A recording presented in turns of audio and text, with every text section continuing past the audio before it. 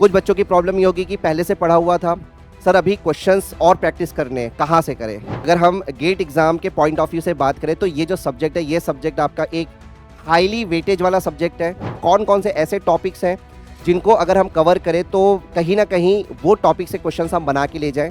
Around अगर आप देखोगे 21% का आपके पास वेटेज है इस पर्टिकुलर टॉपिक का। जो भी टॉपिक मैं यहाँ पे आपको करवाऊंगा, जो भी पार्ट मैं आपको करवाऊंगा, वो पार्ट एटलीस्ट आप करके चले जाना। ठीक, हेलो एवरीवन, वेलकम टू गेट वाला। सो आई होप आप लोग सब अच्छे से होंगे और गेट 2026 के लिए जो आप लोगों की जो प्रिपरेशन है वो भी बहुत बढ़िया तरीके से चल रही होगी।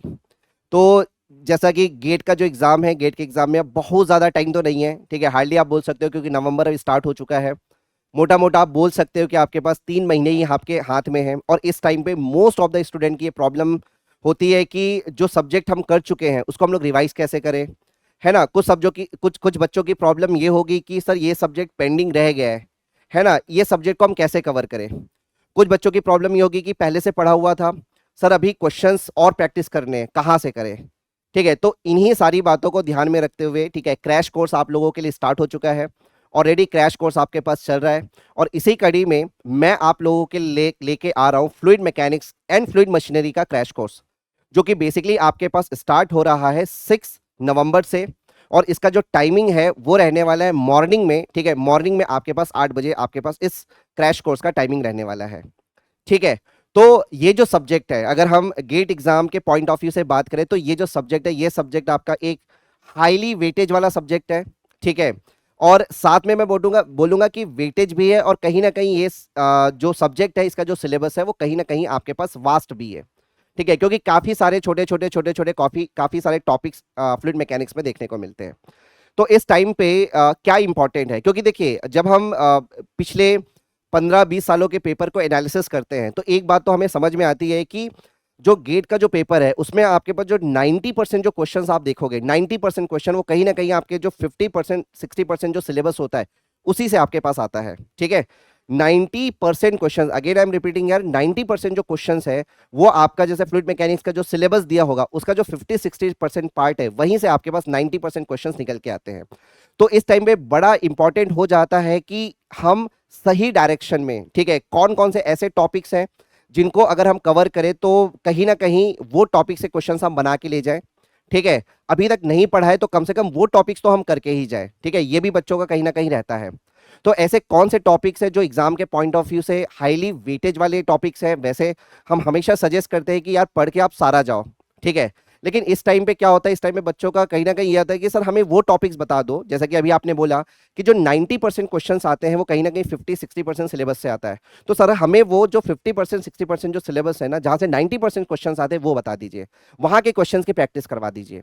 ठीक है, तो ये सारी बातें इस टाइम पे बहुत इंपॉर्टेंट होती है। ठीक है, तो वही सारी बातें मैं लेके आया हूं। ठीक है, तो एक थोड़ा सा कहीं ना कहीं मैं आपको ओवरव्यू आप लोगों को दे देता हूं, ठीक है, कि कौन कौन सा टॉपिक हम लोग कवर करने वाले हैं, कौन से दिन कौन सा टॉपिक कवर होगा, साथ में आपके पास ये जो सब्जेक्ट है इसका वेटेज कैसा है ना, इसके अलावा कौन कौन से टॉपिक्स है जो हाईली वेटेज है इस पर्टिकुलर सब्जेक्ट में। तो ये सारी बातें अभी हम लोग इस सेशन में कर लेते हैं।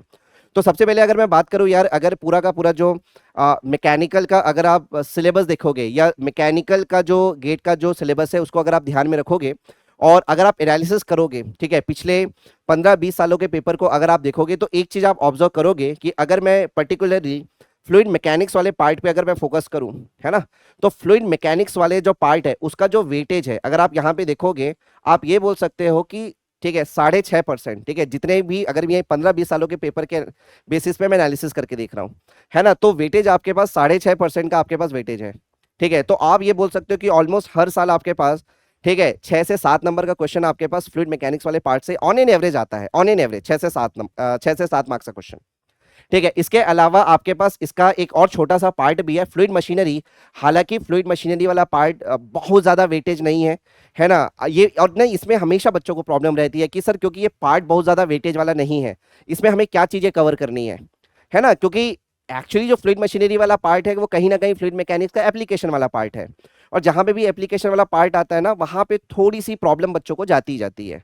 तो जो फ्लूइड मशीनरी वाला पार्ट है, स्पेशली आपके पास जैसे टरबाइन वाला पार्ट है, तो वेलोसिटी डायग्राम में आप लोगों को थोड़ी दिक्कत जाती होगी, है ना, कौन सा टॉपिक कवर करना है सर गेट के पॉइंट ऑफ व्यू से, इसमें भी काफी सारे बच्चों को ये प्रॉब्लम जाती है।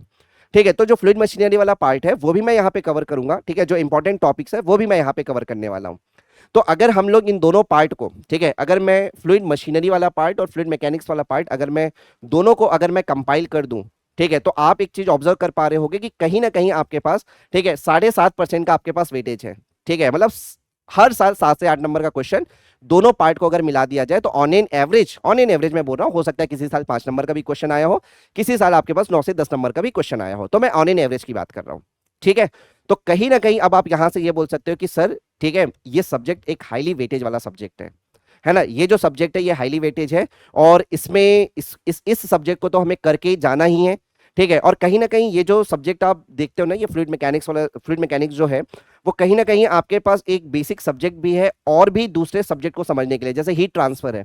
हीट ट्रांसफर में आपके पास जो कन्वेक्शन का जो कॉन्सेप्ट है या convection mode of heat transfer है, उसमें कहीं ना कहीं आपके पास फ्लूइड मैकेनिक्स के कॉन्सेप्ट की जरूरत पड़ती है। ठीक है, तो उसके हिसाब से भी आपके पास ये सब्जेक्ट जो है वो इंपॉर्टेंट हो जाता है। ठीक, इसके अलावा आ, अगर मैं फ्लूइड मैकेनिक्स का, ठीक है, अगर मैं टॉपिक वाइज एनालिसिस करूं, टॉपिक वाइज, ठीक है, कि कौन से टॉपिक से ज्यादातर क्वेश्चन देखने को मिलते हैं। ठीक है, तो सबसे पहले अगर मैं बात करूं, ठीक है, देखो, जब हम फ्लूइड मैकेनिक्स वाला पार्ट हम देखें तो बेसिकली फ्लूइड मैकेनिक्स वाला जो पार्ट है या फ्लूइड मैकेनिक्स जो सब्जेक्ट है उसके 3 पार्ट है, फ्लूइड स्टैटिक्स, फ्लूइड काइनेमेटिक्स और फ्लूइड डायनामिक्स। ठीक है, फ्लूइड स्टैटिक्स हो गया, फ्लूइड आपके पास काइनेमेटिक्स हो गया और फ्लूइड डायनामिक्स हो गया।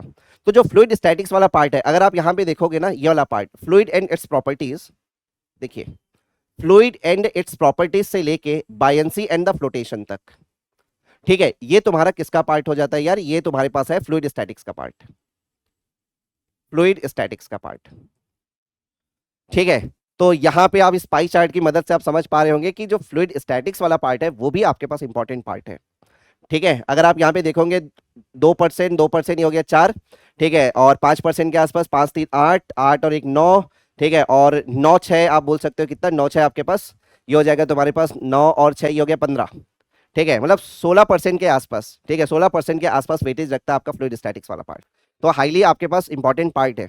इसके अलावा अगर मैं फ्लूइड काइनेमेटिक्स, फ्लूइड स्टैटिक्स से ज्यादा इंपॉर्टेंट जो पार्ट है फ्लूइड काइनेमेटिक्स, ठीक है, अराउंड अगर आप देखोगे 21% का आपके पास वेटेज है इस पर्टिकुलर टॉपिक का। और फ्लूइड काइनेमेटिक्स वाला जो पार्ट है ना, वो हर साल यहां से क्वेश्चन आता है, उसका रीजन मैं आपको बता देता हूं क्यों यहां से हर साल क्वेश्चन आता है।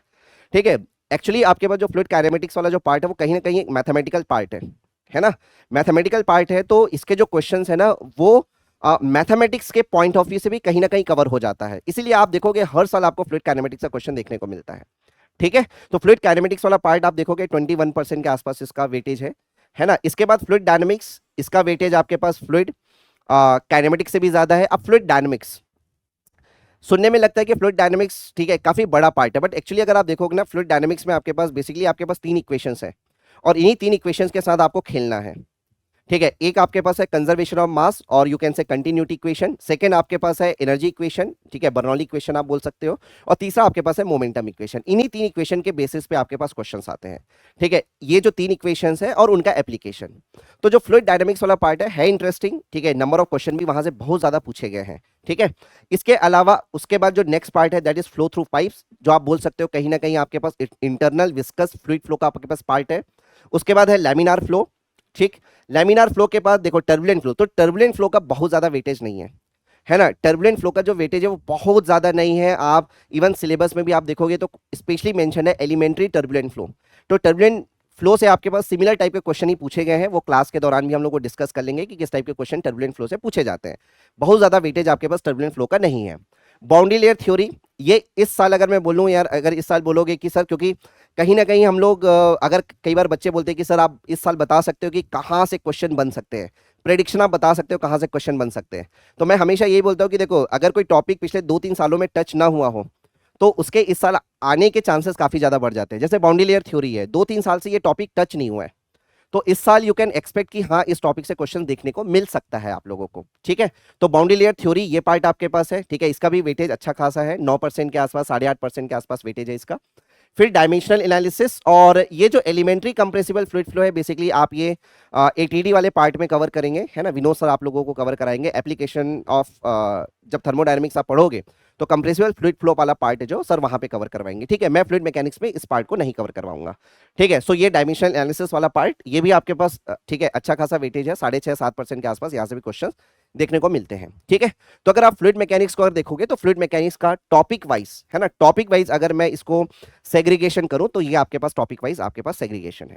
ठीक है, अच्छा फिर हम आ जाते हैं किसके ऊपर यार, फिर आ जाते हैं फ्लूइड मशीनरी। अब देखो फ्लूइड मशीनरी में बहुत ज्यादा कुछ नहीं है, फ्लूइड मशीन में बेसिकली दो पार्ट है, एक आपके पास इम्पैक्ट ऑफ जेट और दूसरा आपके पास क्या है, दूसरा आपके पास है टरबाइन। पंप आपके सिलेबस में नहीं है, गेट के सिलेबस में पंप नहीं होता है ना। आप इवन जब आप गेट का जो सिलेबस है उसको आप उठा के देखेंगे तो पंप आपके पास मेंशन नहीं है। ठीक है, टरबाइन और आपके पास इम्पैक्ट ऑफ जेट। ठीक है, मैक्सिमम क्वेश्चन आपके पास टरबाइन से आता है क्योंकि इम्पैक्ट ऑफ जेट वो कहीं ना कहीं फ्लूइड मैकेनिक्स में कवर हो ही जाता है ना। मोमेंटम इक्वेशन का आपके पास एप्लीकेशन ही है ना, तो मोमेंटम इक्वेशन का एप्लीकेशन है, इम्पैक्ट ऑफ जेट वहां पे कवर हो ही जाता है फ्लूइड मैकेनिक्स में। ठीक है, तो फ्लूइड मशीनरी वाला जो पार्ट है वहां पे आपको टरबाइन वाले पार्ट पे फोकस करना है। ठीक है, अब टरबाइन वाला पार्ट में क्या क्या फोकस करना है, क्योंकि जब टरबाइन वाले पार्ट की हम बात करते हैं तो पेल्टन टरबाइन हो गया, फ्रांसिस हो गया, कापलान टरबाइन हो गया, प्रोपेलर टरबाइन हो गया। तो सर कौन सा टरबाइन ज्यादा वेटेज रखता है ना, किस टरबाइन का वेलोसिटी डायग्राम कैसा बनेगा, इसके अलावा और कौन सा टॉपिक है जो इंपॉर्टेंट है, जैसे यूनिट क्वांटिटीज का यूनिट क्वांटिटीज वाला जो पार्ट है वो इंपॉर्टेंट हो जाता है। इसके अलावा हाइड्रोलिक मशीन्स में जो इंपॉर्टेंट डायमेंशनलेस नंबर्स है वो आपके पास इंपॉर्टेंट है। स्पेसिफिक स्पीड वाला जो पार्ट है वहां से क्वेश्चंस आपके पास बनते हैं।